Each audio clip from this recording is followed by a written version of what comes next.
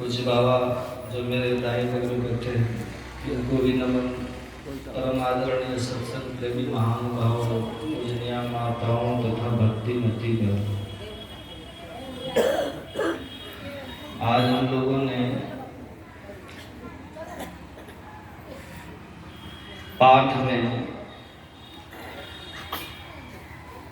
भगवान श्री राम और विभीषण का संवाद सुना।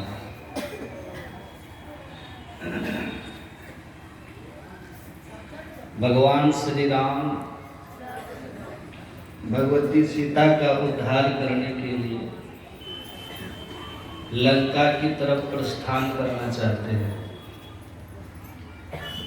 लंका में रहने वाला रावण भगवान का विरोधी है, भगवान का शत्रु है, क्योंकि उसने माँ सीता का हरण किया। उसी रावण का भाई, रावण 3 भाई थे, बड़े रावण थे और मंझले कुंभकर्ण थे और सबसे छोटे थे विभीषण। ये 3 भाई हैं।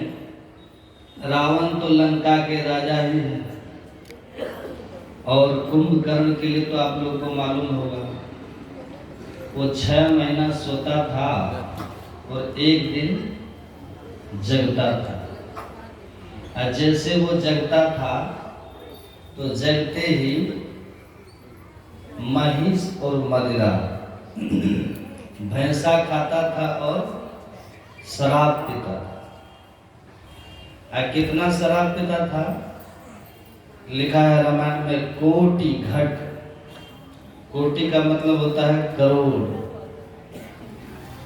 1 करोड़ घड़ा शराब पीता था और अनेकों भैंसा खाता था। भैंसा खाता था और शराब पीता था और 6 महीना तक सोता था। तो वो तो सोने में ही परेशान रहता था। रावण वहां के राजा थे और मंत्री के पद पर थे विभीषण जी महाराज। जो सचिव होते हैं, जो मंत्री होते हैं, सचिव के हाथ में सम्राट का भविष्य होता है। सचिव चाहे तो सम्राट को संवार दे और सचिव चाहे तो सम्राट को बर्बाद भी करे। ये विभीषण जी महाराज कौन है? लंका में सचिव के पद पर है, मंत्री है। और भगवान शंकर यहाँ एक बात कहते हैं। भगवान शंकर कहते हैं, सचिव वैद्य गुरु 3 जो, प्रिय बोलहि भय आस, राज धर्म तन 3 कर होई बेगहि नाश। भगवान शंकर कहते हैं, यदि कोई सचिव है और उसके भीतर में भय है और लोभ है तो निश्चित रूप से राजा का नाश हो जाएगा। उसके हाथ में है ना, सचिव के हाथ में राजा का भविष्य है। अगर सचिव, सचिव मतलब मंत्री, मंत्रणा देने वाला, अगर सचिव के भीतर में लोभ है और भय है तो राजा का और राज्य का वो नाश कर देगा। इसलिए भगवान शंकर कहते हैं कि सचिव को निर्भय और निर्लोभ होना चाहिए।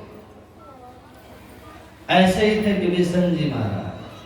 विभीषण जी ऐसे ही सचिव थे, ऐसे ही मंत्री थे, जिनको रावण से न तो भय था और न तो डर था। विभीषण जी महाराज सही सलाह दी, भैया आपने सीता का हरण किया, ये आपने उचित नहीं किया। इसलिए ये सीता लंका के लिए काल रात्रि के समान है। यदि आप भला चाहते हैं, हित चाहते हैं और सारी लंका का हित चाहते हैं तो सीता को वापस कर दीजिए। सुमति कुमति सबके उर रही, अनाथ पुराण निगम अस कही। जहां सुमति तहाँ संपत्ति नाना, जहां कुमति तहाँ विपत्ति निधन। जहां संपत्ति होती है, जहां सुमति होती है वहां संपत्ति होती है, और जहां कुमति होती है वहां संकट होता है, विपत्ति होती है। और कहते कहते विभीषण जी ने कह दिया, जाओ आपन चाहसी कल्याणा, सुजस सुमति शुभ गति सुख नाना। सुनिएगा एकदम ध्यान से। हे भैया देखिए, सचिव के पद पर विभीषण जी, और रावण कोई साधारण नहीं है। रावण के सामने सब बोलने का साहस करे, हिम्मत नहीं थी, पर ये निर्भय है विभीषण जी महाराज और निर्लोभ है, इसलिए बोल जो चाहसी आपन कल्याणा। है भाई, सुजस सुमति शुभ गति सुख नाना, तो पर नार लीलार गुसाई तजिए चौथ के चंद्र की नाई। ये कह करके कहा विभीषण जी ने, आप सीता को सकुशल वापस कर दीजिए, नहीं तो ये लंका के लिए काल रात्रि के समान हो जाएगी, सारी लंका का विध्वंस हो जाएगा। ये बात रावण को अच्छी नहीं लगी। रावण ने उठ करके गया और विभीषण जी को 3 लात मारा। विभीषण जी ढनमना करके गिरे और उठ करके खड़े हुए, मार खा करके भी कहते हैं, भाई आप बड़े भाई हैं, पिता के तुल्य हैं, पिता के समान है, आपने मारा कोई बात नहीं, लेकिन मैं अब भी अपने विचार पर अड़ी हूं, दृढ़ हूं। आप सीता को वापस करिए, और यदि आप वापस नहीं करेंगे तो अब मैं जाता हूं राम के पास। देखिए बात कुछ नहीं थी, विभीषण जी को थोड़ा सा सपोर्ट करना था, बस थोड़ा सा केवल सपोर्ट करते थे कि हाँ भैया चलिए, आपका कर्म है, आपने जो किया आप समझिए, आप जानिए। तो विभीषण जी वहां के पद पर बने रहते, मंत्री वो बने रहते, सचिव वो रहते, लेकिन भगवान शंकर कह रहे हैं कि सचिव को निर्भय होना चाहिए, मंत्री को निर्लोभ होना चाहिए। तो सचिव का जो कर्तव्य है वो विभीषण जी निभा रहे हैं, और सचिव के पद को ठुकरा दिए। लंका, आप जानते हो लंका की सड़क भी सोने की बनी हुई, सोने की। ये रावण के पुत्र थे प्रहस्त कुमार, वो राक्षस होने के बाद भी वो प्रहस्त कुमार धर्मात्मा थे। रावण का जो पुत्र था, भगवान श्री राम लंका में जाने के लिए सागर पर, समुद्र पर पुल बनाए, और पुल बना करके भगवान बंदर भालुओं को साथ में लेकर लंका में प्रवेश किए। लंका की धरती पर भगवान गए तो लंका में पहाड़ था जिसका नाम था सुवेल पर्वत। उसी सुवेल पर्वत पर जाकर के भगवान ठहरे हुए थे। इस बात का पता चला है रावण को। रावण ने जैसे सुना कि भगवान आए हैं, श्री राम आ चुके हैं चढ़ाई करने, तो रावण ने अपने मंत्रियों को बुलाया, और मंत्रियों से बुला करके रावण ने सलाह पूछी है कि अब करना क्या चाहिए। शत्रु अपने यहाँ आ चुका है, इस समय हमारा कर्तव्य क्या होना चाहिए, तुम सब बताओ। उस सभा में प्रहस्त कुमार भी बैठे हुए थे।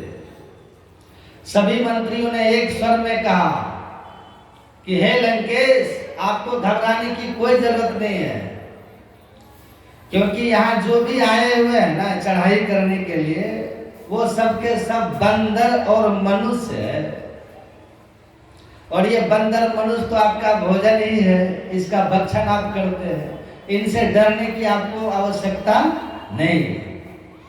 ये बंदर भालू मनुष्य ये आपका भोजन है। कौन कह रहे हैं? जो सभा में थे।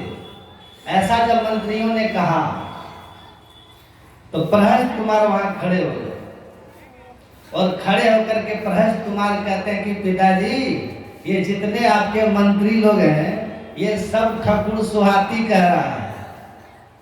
ठकुर सुहाती का मतलब क्या होता है? जो लोभ और भय के बस होकर के बोले, जो लोभी हो और भयभीत हो, ऐसा व्यक्ति ज्यादा ठकुर सुहाती करता है। तो प्रहस्त कुमार कहते हैं कि पिताजी आपके जो मंत्री हैं ये ठकुर सुहाती कह रहा है कि बंदर भालू आपका भोजन है। एक बंदर पहले आया था अब पूरी लंका को जला करके चला गया था। उस समय किसी को भूख नहीं लगी थी लंका में, क्यों नहीं उसको पकड़ के खा गए थे।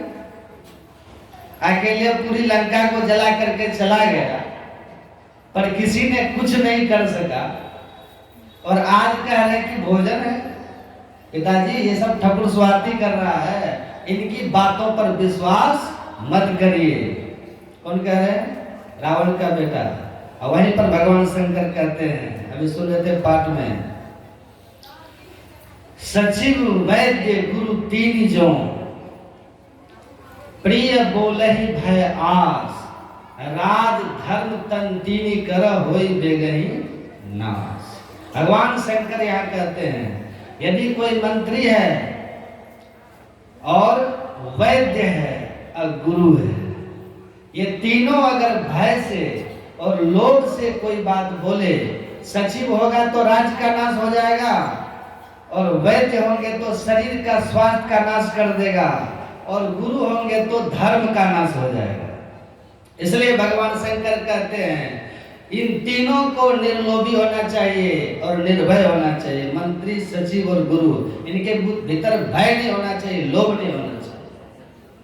प्रहस्त कुमार कहते पिताजी ये जितने आपके मंत्री लोग हैं ये सब के सब ठकुर स्वार्थी कर रहा है, ये आपके राज्य को नष्ट कर देगा।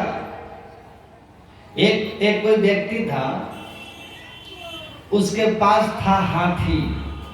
सुनिएगा ध्यान से। एक हाथी था उसके पास, तो हाथी को वो खोल दिया, अब बहियार में भगा दिया। हाथी बहियार गया, पहले तो पेड़ के डालों को पातों को तोड़ तोड़ करके खाया। अब वहीं एक खेत में खरबूजा लगा हुआ था, समझ रहे ना? खरबूजा जानते हैं ना? खरबूजा लगा हुआ था।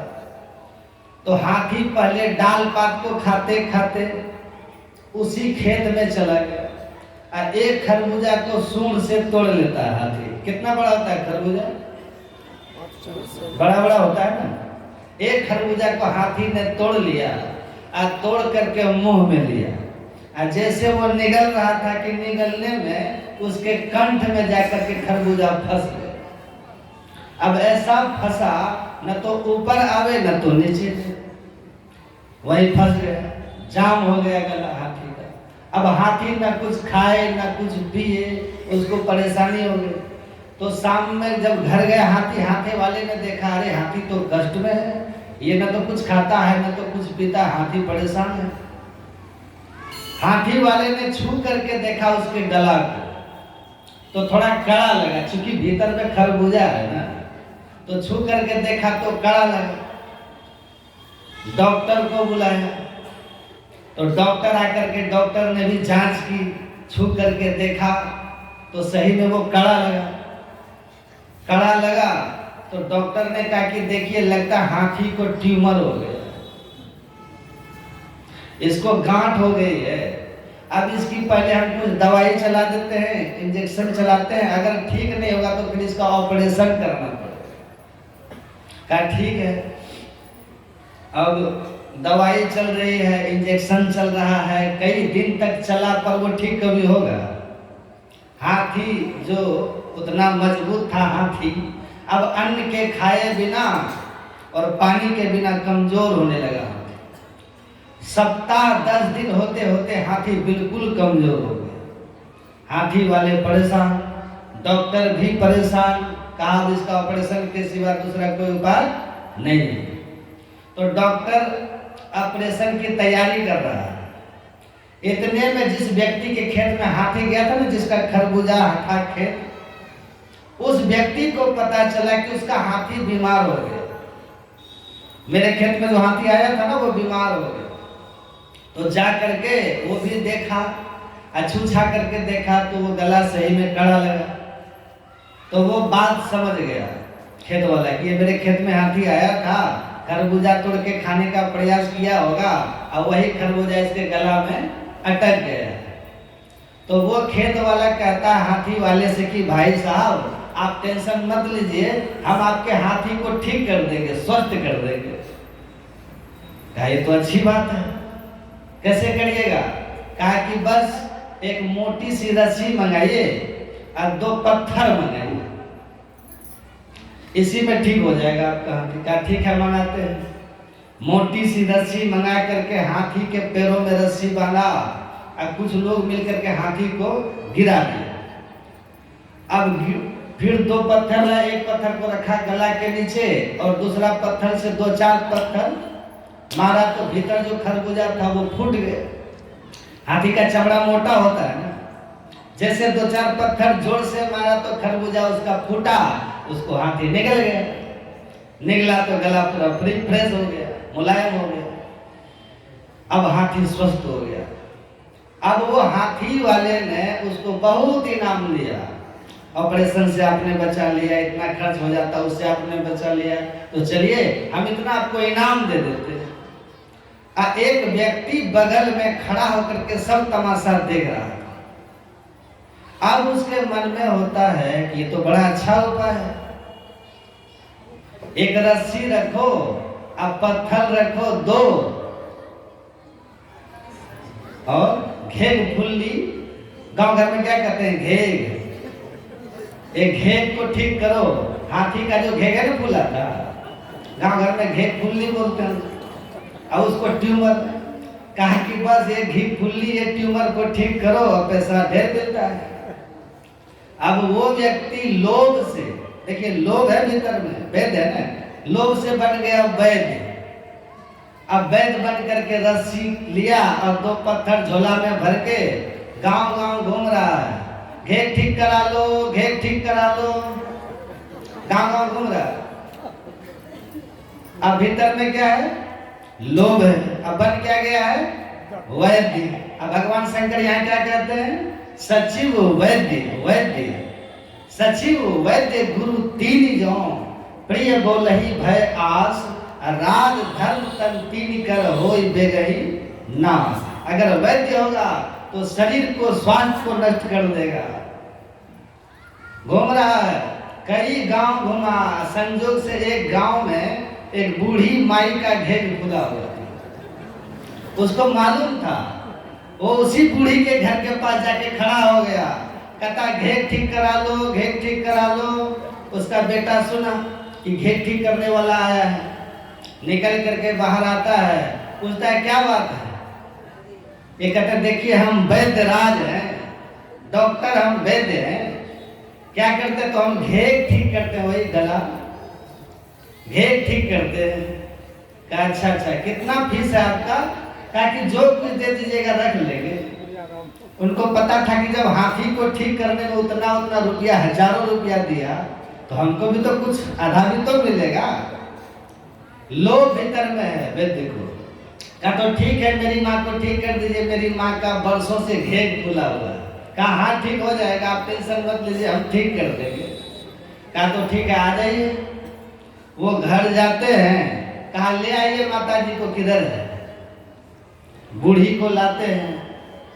अब जैसे बूढ़ी माता को लाए तो छुछा करके घेग को देखा तो मिल गया हाथी जैसा, वैसा ही खुला हुआ। कहा ये ठीक हो जाएगा। अब जैसे हाथी को रस्सी से बांधा था, ऐसे ही रस्सी निकालता झोला से, रस्सी निकाला, 2 पत्थर निकाला। अब बूढ़ी का बेटा कहता ये क्या कर रहे हैं? कहा यही तो हथियार है घेग ठीक करने का। रस्सी बूढ़ी माता के पैर में बांधा, जैसे जैसे वो देखा था। इसको बोलते हैं झोला छाप डॉक्टर। आपने देखा डॉक्टर झोला छाप क्या करते? वो डॉक्टर को देखते रहते क्या क्या करते हैं, उसको सीखते रहते, लिखते रहते, नोट बनाते रहते, नोटबुक वो देखते रहते, सीखते रहते। और फिर वैसा कुछ गांव में घूम घूम करके वो करते हैं, उसको कहते हैं झोला छाप डॉक्टर। तो वही वो किया, रस्सी निकाला और बूढ़ी माई के पैर में रस्सी बांधा और हाथी की तरह उनको भी पटक दिया। बूढ़ी माता जी गिरी तो लड़का कह ये क्या कर रहा है जी? कहा आपको घेग ठीक करने से मतलब, आप निश्चित रहिए हम ठीक करके छोड़ेंगे। कहा ठीक है। बूढ़ी माता जी गिरी, आप निकाला झोला से पत्थर, एक पत्थर रखा नीचे, जैसे हाथी को रखा था, देखा था वहां, एक पत्थर रखा नीचे और दूसरा पत्थर से 2-4 पत्थर लिया, तो बूढ़ी बचेगी क्या? घेर क्या थी वह बूढ़ी का राम नाम सब। तो अब वो उनका बेटा कहता ये क्या कर दिए? कहा हम मरने की गारंटी थोड़ी लेते हैं, तो घेर ठीक करने की तो बात कह रहे, ये मर गई तो हम क्या करेंगे? इसको बोलते हैं लोभी। सची, भगवान शंकर का वचन है, सचिव वैद्य गुरु तीन जौ, प्रिय बोलहि भय आज, राज धर्म तन तीन कर होई बेगहि नाम। ब्रज कुमार कहते पिताजी ये सब ऐसे ही ठकुर सुहाती कर रहे हैं, ये सब आपको नष्ट कर देगा। और कहते कहते ब्रज कुमार कहते पिताजी एक बात सुनिए, प्रिय वाणी जे कहीं जे सुनहि, प्रिय वाणी प्रिय वचन, प्रिय वचन जे कहीं जे सुनहि, ऐसे नर निकाय जग अहि। जो व्यक्ति अच्छा प्रिय बोले और अच्छा सुने, ऐसे संसार में बहुत लोग होते, लेकिन वचन परम हित असुनत कठोरे, ऐसे नर जगत मह थोरे। ऐसा व्यक्ति जो वचन बोले, सुनने में कठोर लगे, लेकिन उससे परम हित हो, ऐसा व्यक्ति बहुत कम संसार में होते हैं। ये सब जो बोले ना पिताजी, ये सब के सब ठकुर सुहाती करें की बातों पर विश्वास मत कीजिए। यही यदि आप अपना हित चाहते हैं पिताजी, तो सीता को वापस कर दीजिए। अच्छी बात कहा ना, उसी का पाठ। लेकिन रावण को उनकी बात अच्छी नहीं लगी, उसको डांट करके फटकार करके वहां से भगा देता है।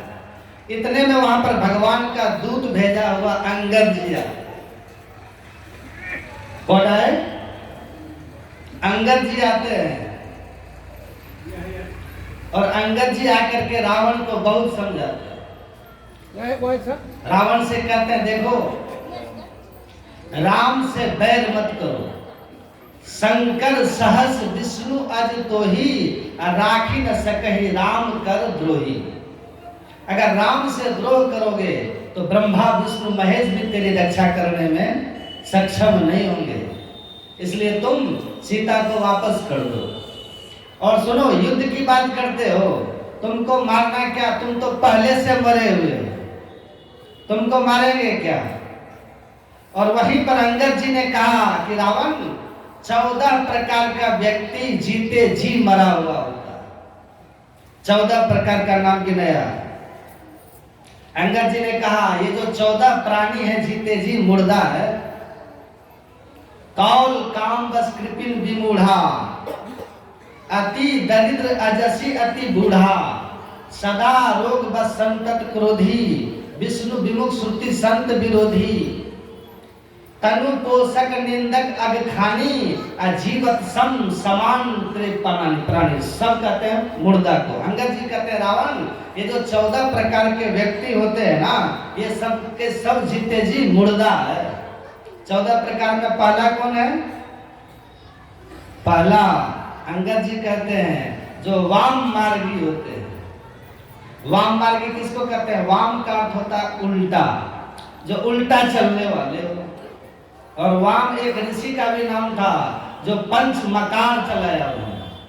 पंच मकार, पंच मकार क्या सब है?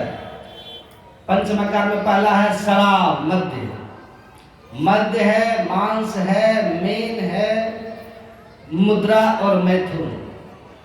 ये पंच मकार, इसी को बोलते हैं वाम मार्ग। सुन रहे हैं? ये पंच मकार।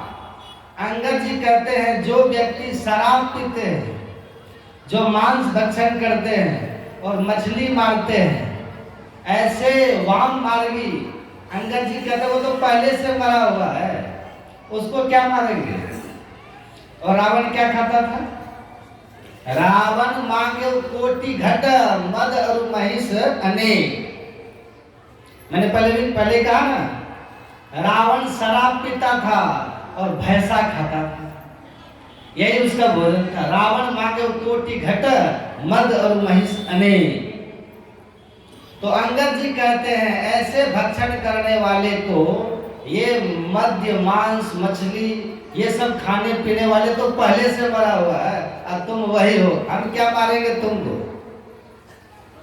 और फिर कहते हैं जो कंजूस व्यक्ति होते हैं, कंजूस व्यक्ति ही वास्तव में मुर्दा होता है, वो जीते जी मुर्दा होता है। इसलिए कंजूस नहीं होना चाहिए किसी को। अब कंजूस किसको कहते हैं? कंजूस कहते हैं धन रहने के बाद भी जो धन से धर्म नहीं करे उसको कहते हैं कंजूस। धन है पर धर्म नहीं करता और धन से सुख पाने की चाहना करता है, यह संभव नहीं है। सूत्र कहता है धनात् धर्मः ततो सुखम। हम पहले धन से धर्म करेंगे तब उस धर्म से तब सुख मिलता है। धनात् धर्मः ततः सुखम। अगर हम सुख चाहते हैं तो पहले धन से धर्म करिए और धर्म करने से तब सुख मिलेगा। और यदि धन से धर्म नहीं करेंगे तब, अगर धन से धर्म नहीं करेंगे तो धन से स्वतः अधर्म हो जाएगा। और धन का दूसरा नाम है द्रव्य, और द्रव्य का अर्थ होता है द्रवित होने वाला, बहने वाला। अगर हम धन से धर्म नहीं करेंगे तो धन किधर से अधर्म में पानी की तरफ बह जाएगा, आपको पता भी नहीं चलेगा। इसलिए व्यक्ति को कंजूस नहीं होना चाहिए, उदार होना चाहिए, कृपण नहीं होना चाहिए। अंगद जी कहते हैं जो मनुष्य सब तरह से संपन्न हो करके भी धन धान्य से पूर्ण होने के बाद भी कंजूस होते हैं, कृपण होते हैं, वो मानो जीते जी मुर्दा के समान, वो सब है मुर्दा है। इसलिए कंजूस नहीं होना चाहिए। आप कभी नदी पार किए? आप लोग नाव में बैठ करके, नाव में आप बैठिए, नदी पार करिए, और यदि नदी का पानी नाव में घुसे तो क्या करते हैं आप लोग? आराम से बैठे रहते हैं क्या? अगर नदी का पानी नाव में घुसे तो आप उस पानी को कुलीच करके बाहर करते हैं ना, एक हाथ से करते हैं कि दो हाथ से? दोनों हाथ से करते हैं। धीरे धीरे करते हैं कि जोर से करते हैं? तेजी से, तेजी में करते हैं। अगर नदी का पानी नाव में घुस रहा हो तो डूबने का भय है ना, इसलिए दोनों हाथ से पानी को उलीच करके हम बाहर करते हैं और जल्दी जल्दी करते हैं। इसी तरह से संत कहते हैं पानी बाढ़े नाव में और घर में बाढ़े दाम। दाम मतलब धन। जैसे नदी में पानी भरने से अब पानी को उलीच करके बाहर करते हैं और नहीं करेंगे तब क्या होगा? नाव डूब जाएगी, नाव डूबेगी तो हम भी डूब जाएंगे। पानी बाढ़े नाव में और घर में बाढ़े दाम, और दोनों हाथ उलीचिए, यही सयानों का। अगर नदी का पानी नाव में घुस रहा है तो बुद्धिमानी इसी में कि उस पानी को उलीच करके तेजी में तीव्रता से बाहर करिए। इसी तरह से संत कहते हैं अगर घर में ईश्वर की कृपा से धन आपको मिल रहा है तो जितना हो सके धन से धर्म कर लीजिए, क्योंकि सुख जब भी मिलेगा धन से नहीं मिलता, सुख जब भी मिलेगा धर्म कर्म करने से मिलेगा। इसलिए धन से धर्म कर लीजिए। धनात् धर्मः ततो सुखम। कंजूस नहीं बनिए, कंजूस कंजूस नहीं बनना चाहिए। कंजूस किसको कहते हैं?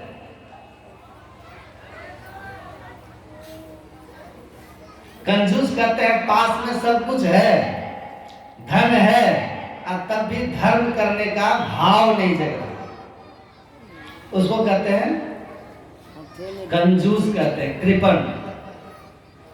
एक जगह सत्संग करने के लिए गए थे, तो सत्संग हो रहा था, तो सत्संग के बाद सब प्रणाम करने आते हैं ना, कुछ न कुछ चढ़ाते हैं, चढ़ा करके तब प्रणाम करते हैं, जिसके पास जो होता है। सत्संग हो रहा था और संजोग से उसी सत्संग में एक वहाँ का जो कंजूस आदमी था वो भी आके बैठा। सत्संग हो गया, आरती होने की बाद जब सब प्रणाम करने के लिए गए तो वो कंजूस भी आता है प्रणाम करने, तो देखा सब कुछ न कुछ चढ़ा करके तब प्रणाम कर रहा है।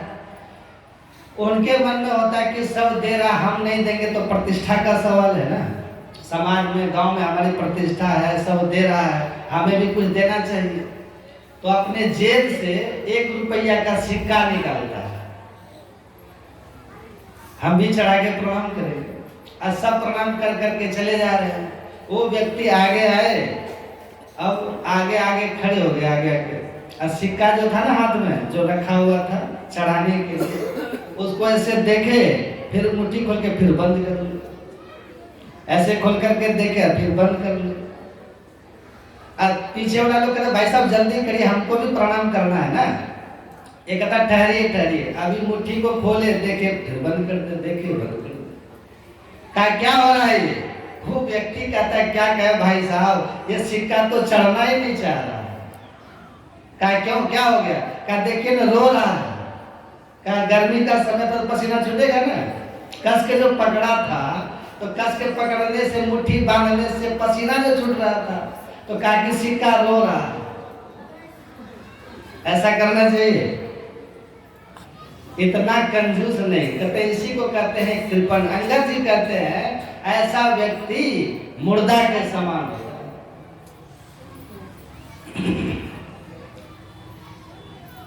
आपने तुलसीदास जी की वाणी पढ़ी है ना, तुलसी पंछिन के पिए घटे न सरिता नीर, और दान दिए धन ना घटे जो सहाय रघुवीर। अब समुद्र का पानी है, चिड़िया कितना भी पिए तो पानी घटेगा? समुद्र का पानी चिड़ियों के पीने से कभी घटता नहीं। ऐसे अगर धन को धर्म में लगाते हैं तो उससे धन कभी घटता नहीं, वो बढ़ता चला जाता है। तत्काल लगता है कि अरे हमारे पास 10,000 रुपया था, 1,000 तो हमने दान कर दिया, अब तो 9 ही बचा। लेकिन वो 1,000 जो चला गया हमारा उधर, अब कितना गुना बढ़ करके फिर आपके जीवन में आएगा। इसलिए अगर धन को धर्म में लगाते हैं तो वो कभी आपका घटता नहीं, वो बढ़ता चला जाता है। तुलसी पंछिन के पिए घटे न सरिता नीर, और दान दिए धन ना घटे जो सहाय रघुवीर। इसलिए कृपण व्यक्ति को नहीं होना चाहिए। अंगद जी कहते हैं ये कृपण व्यक्ति जीते जी मुर्दा के समान है। और तीसरा चौथा है विमूढ़ व्यक्ति। विमूढ़ किसको कहते हैं? विमूढ़ वी हटा दीजिए तो क्या हो जाएगा? मूढ़। अब मूढ़ की परिभाषा क्या है? मूढ़ का सही सीधा अर्थ होता है अज्ञानी, अविवेकी। लेकिन शास्त्रीय भाषा में मूढ़ कहते हैं किसको? उपनिषद में लिखा है, उपनिषद में लिखा है तीर्थे दाने जपे यज्ञे काष्ठे पाषाण के सदा शिवम पश्यति मूढ़ात्मा शिवे देहे प्रतिष्ठिते। भगवान शिव कहते हैं कि मूढ़ व्यक्ति वो कहलाते हैं जो भगवान को बाहर मंदिर में खोजते हैं, जो भगवान को मूर्ति में केवल देखते हैं, पत्थर में, लकड़ी में, मिट्टी में की मूर्ति बना करके उसी में जो भगवान को खोजते रहते हैं। भगवान शंकर कहते वही व्यक्ति मूढ़ कहलाता है। जो भगवान सब जगह है, जो भगवान हर जगह रहते हैं, उस भगवान को सीमित कर देना ये मूढ़ता है। तो जो भगवान को सब जगह नहीं मान करके केवल मंदिर में, मूर्ति में मानते हैं, अंगद जी कहते हैं समझ लीजिए ऐसा व्यक्ति मुर्दा के समान है। और दूसरा मूढ़ की परिभाषा क्या है?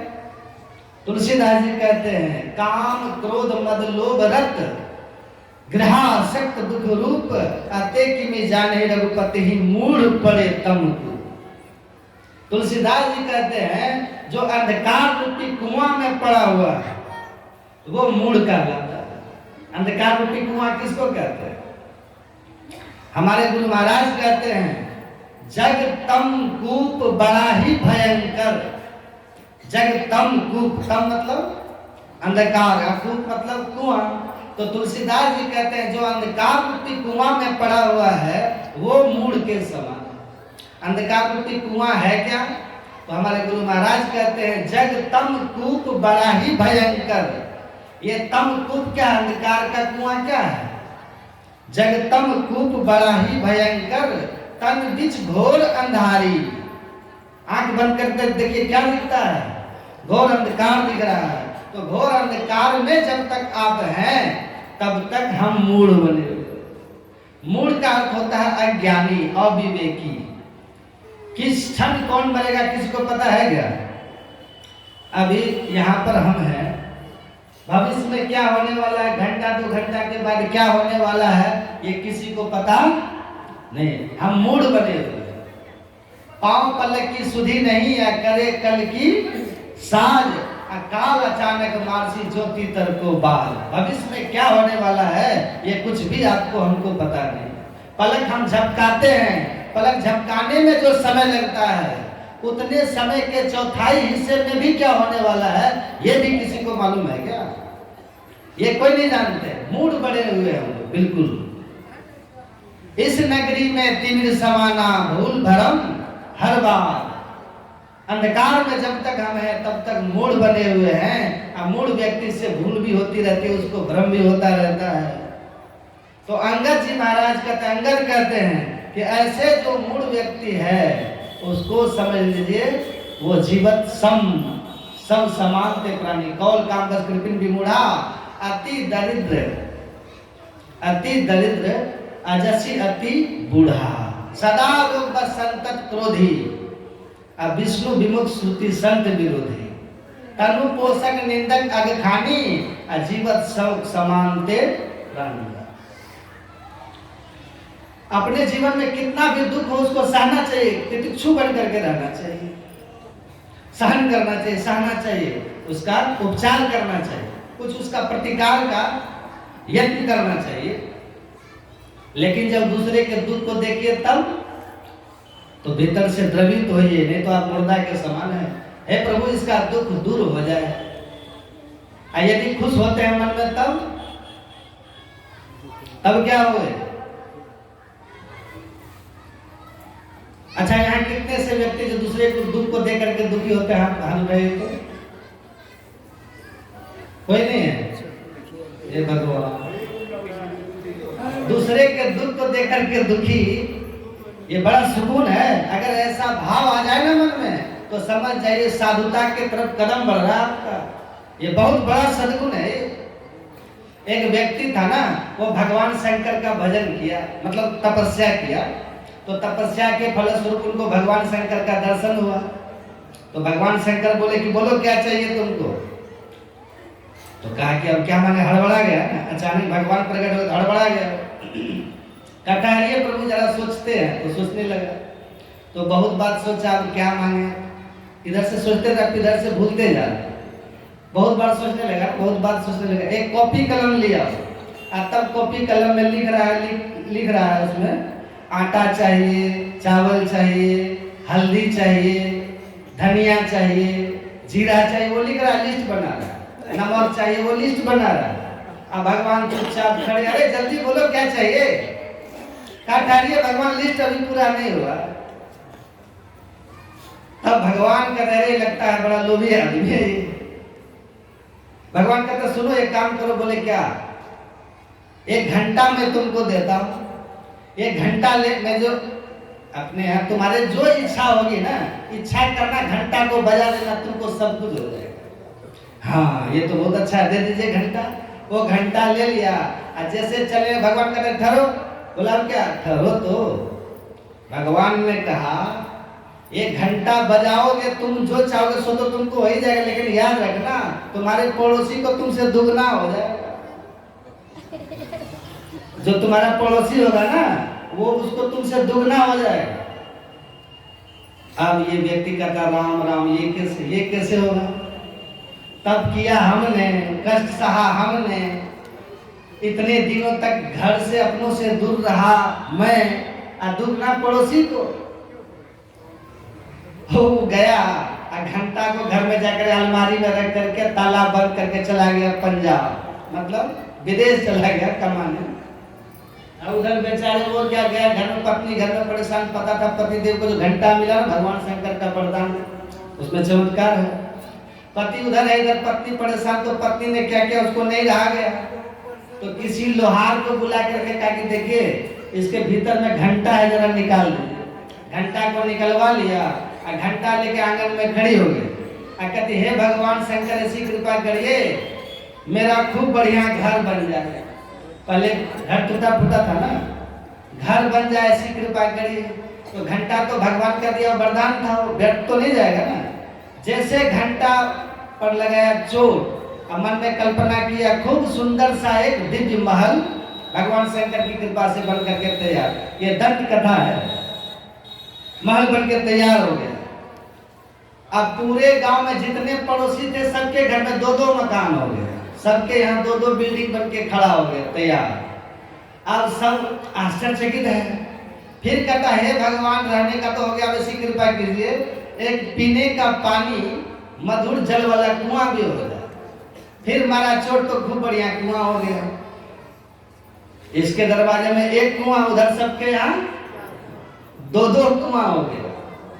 अब पूरे गांव में सबके यहाँ बढ़िया बढ़िया बिल्डिंग, बढ़िया बढ़िया पानी का कुआं, हर तरह की व्यवस्था, पूरे गांव में राम राज्य हो गया। और सब व्यक्ति कहता है भगवान उसका भला हो, उस पर कृपा करिए, बेचारे कितना तपस्या किया और सुख देखो सबों को मिल रहा है, सब उनको दुआ दे रहा है। अब वो बेचारा 6 महीना तक उधर पंजाब में रहा। 6 महीना के बाद जब आया घर की तरफ, तो जैसे गांव के पास देखता, अरे जहाँ पहले झोपड़पट्टी थी, जहाँ झुग्गी झोपड़ी बनी थी, वहां तो बिल्डिंग खड़ा है चारों तरफ। और सबके दरवाजे पर दो दो बिल्डिंग, दो दो कुआं, लगता है दाल में काला है। अपने घर पर जैसे क्या देखा, अपने घर पर वहां एक ही बिल्डिंग, एक ही कुआं, पड़ोस में सबके यहाँ डबल है। कहाँ लगता है कुछ हो गया। तब पत्नी आई उधर से, पूछता है अरे घंटा बजा दी? पत्नी कहते बजा दिए। क्या चौपट कर? क्यों बजा दी घंटा? क्या पतिदेव बहुत कष्ट था। अरे कष्ट था तो कष्ट सह लेती ना। क्या कैसे सहती? का देखो सबको सुख हो रहा है ना। ये किसका लक्षण है? ये दुर्जन का लक्षण है। का लाओ घंटा। अब वो व्यक्ति घंटा ले लिया और घंटा लेकर आंगन में खड़ा हो गया। कहता हे भगवान शंकर ऐसी कृपा करना मेरी एक आंख फूट जाए। मारा घंटा, जो एक आंख फूटी और पूरे गांव में सबकी दोनों आंख फूटी। डबल होने की बात है ना। पूरे गांव में सबकी दोनों आंख फूटी, डबल। इसी को बोलते हैं क्या? ये दुर्जन है। ऐसा अगर भाव अपने भीतर हो तो उसका भले चौपट हो जाए, भले उसका सत्यानाश हो जाए, बर्बाद हो जाए, समझिए अब हमारे भीतर दुर्जनता है। ऐसा भाव नहीं रहना चाहिए। भले हमें कोई कष्ट दे दे पर हम किसी को, यदि तुझे कोई सूल मारे तो उसे कैसे कहते हैं? फूल। जो तुझे सूल उसे तू फूल, उसको सूल का सूल, तुमको फूल का फूल कहते हैं ना लोग, कहावत। तो वो उसको पूरे गांव में सबको सूरदास बना दिया और तब भी उसको संतोष नहीं हुआ। फिर ये घंटा ले आ, घंटा लेके फिर ये आंगन में खड़ा होता है और फिर कहता है भगवान शंकर ऐसी कृपा करना एक मेरा हाथ भी कट जाए। हमारा जैसे घंटा पर चोट, पूरे गांव में सबका दोनों हाथ कट गए। दूसरे का हाथ कटवाने के अपना हाथ कटवाएगा। देख रहे हैं ना, यही दुर्जन का लक्षण है। और तब भी इसको संतोष नहीं हुआ। फिर लिया घंटा, तब रहे भगवान शंकर ऐसी कृपा करना मेरे दरवाजे पर जो कुआं है ना, कुआं नढ़ा हो जाए। नढ़ा मतलब धरती के ऊपर जो दीवार रहता है वो झड़ है, धरती के बराबर में है। वही किया, घंटा को जैसे बजाया तो कुआं सबका नाड़ा हो गया। अब आप सोचिए सबके दरवाजे पर दो दो कुआं, आंख किसी को नहीं, हाथ किसी को नहीं, क्या दशा होगी? थोड़ी देर में जिधर जो जाए उधर सब कुएं में गिरे। पूरा जहां राम राज था वहां पूरा गांव शमशान हो गया। ये दुर्जन का लक्षण है। तो कोर कार धरती सहे, काट कूट बनरा, कुटिल बचन साधु सहे, और से सहाना दया का भाव भीतर होना चाहिए। क्षमा बरन को चाहिए। क्षमा कौन करता है? क्षमा बरन को चाहिए, छोटन को उत्पात। कहा विष्णु को घट गए भृगु मारी लात। विष्णु भगवान को 1 लाख मारा, 1 लाख मारता भृगु जी मारा। तो क्या भगवान विष्णु छोटे हो गए? भगवान सह लिए। भृगु जी लात मार करके भी छोटे ही रहे और भगवान विष्णु लात खा करके भी बड़े ही हो गए। तो दया का भाव, विष्णु जी को बहुत दया भीतर में आए। कि राम इतना कोमल है, इतना सुकोमल इनका शरीर है, और ऐसा दुर्धर्ष रावण जो अपने हथेली पर कैलाश पर्वत को उठा लेता है, ऐसे रावण से युद्ध करने के लिए राम रावण रथी विरत रघुवीरा आ देखी विभीषण भयो अधीरा। ये कल सुनाएंगे। तो घर की मुर्गी दाल बराबर। कल कुछ बाबा प्रमोद बाबा आते हैं, आ रहे हैं। आप लोग सबको ज्यादा संख्या में आइएगा और कुछ बाबा का प्रवचन सुनिएगा। बोलिए प्रेम से।